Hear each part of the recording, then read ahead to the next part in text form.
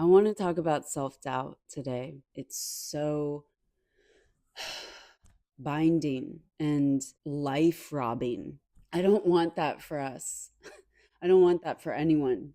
So I think the first thing to do is to figure out what the source of self doubt truly is. And is just this speculation of how we're going to be judged by other people on what we do, what we make, our choices, how we live our lives. And what a shitty way to go through this life, to have every single move we make be guided by a voice inside of us that isn't even ours. It's just this manifestation, this collage of every single speculative reaction that we think others are going to have of us. And when we live from that place, that part of us that is just yearning to be whatever the fuck it is in all of its mess, in its undecided, reckless, curious, playful imperfection. It's the part of us that just wants to be allowed to live, to be alive, not to be silenced or suffocated or dampened. I think the most important work of our adult lives is reclaiming our sense of play, regardless of what other people think of us. And what I've found is this is a practice. It is not some revelation that you're going to have one day. This is a muscle, this muscle of play, a muscle that has been systematically weakened so that we could become productive cogs in whatever socioeconomic structure that you exist within. I'm not trying to be doomsday with that unless you're living completely off the grid in isolation. That's just how it works, this human life in modern day society. So, what do we need to do? How can you shake that voice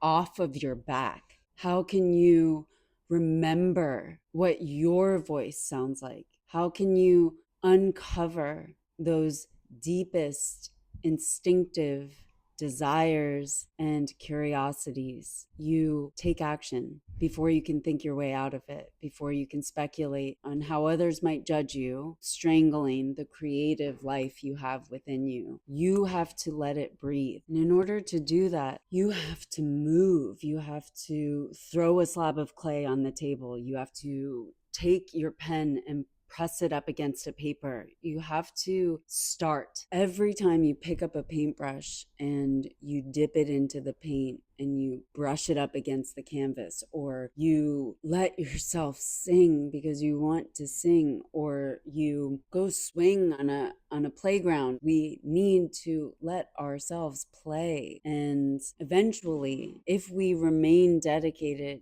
to conditioning that muscle, it will become stronger than that muscle of self-doubt. And that's what we're after. We're after a life that you get to lead with a voice that is actually yours. Listen to what you want to do, to how you feel, to what you want to make. And you can tell that voice that is so incessant, the voice that wants you to calculate every single move you make based on some hypothetical reaction from other people in their judgment of you. You can tell that voice, thank you. Thank you for being here. I appreciate you. Good looking out, but I'm all good. All I want to do is fucking make a painting. Jesus Christ. Yeah, let's try that with the voice, the incessant voice. Thanks for being here. I'm all set. You can take a seat in the other room and we will reconvene at some other point. I'm sure we will. Listen to your voice, let it breathe, and let yourself live the life that you actually want to live, not some life that will be readily accepted as appropriate by someone else, anyone else other than you. Okay? It's that simple. Thank you for being here, and I'll see y'all in the next one. I think they're playing Frankie Lyman upstairs. He's been like crooning this guy, my neighbor upstairs, all morning, vacuuming and crooning. Okay.